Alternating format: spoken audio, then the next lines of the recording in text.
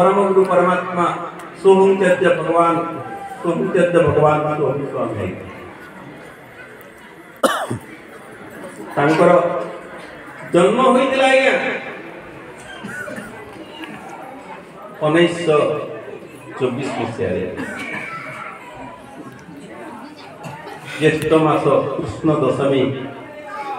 बुधवार मध्यरात्र समय जेतेबेले तांकर जन्म होइतिला घर आलोकित होइतिला आज्ञा समस्तंकर खुशी लहरी फुटुतिला जेतेबेले गर्भस्थ थिले संतान से तांकर मां संकल्प करिथिले मोर जदि विष्णु सदृश जे पुत्र हबो ताहले मु सब दिन भगवान की पूजा करबी और सेटा ही छे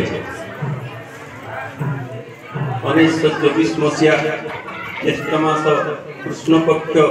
बुधवार मध्यरात्र पिला को जेतेबेले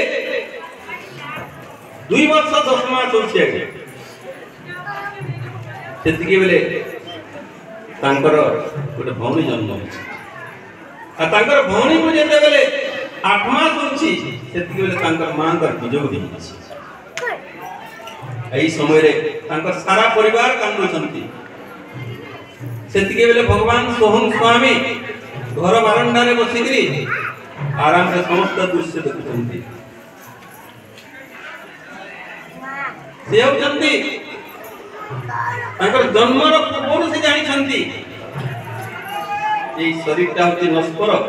ए भितरे जो जिनिस होची से होची ईश्वर सेति पई से संसार को मिथ्या भाबी करी से कोन कले जेतेबे तांको 4 वर्ष 2 मास रे विद्यालय रे ना लिखि दिया गला सेति बेले जेतेबे विद्यालय को जानती पाठ कोन पढिबे शिक्षक जेतेबे तांको ओम लिखि तांकर हाथ रे मेडी जानती आरेंटी करि जानती शिक्षक पूछि दे ओइले रखो एतेबे तांकर जेजेमा तांको कर्ण मंत्र दे छंदी से फुलमाला के तुलसी माला तांको फेंकी दे छै मन करंती तांकर नाम लिखाई 4 वर्ष 2 मास रे तांकर विद्या से स्थापन आ से 7 वर्ष बयस रे जे भीतरे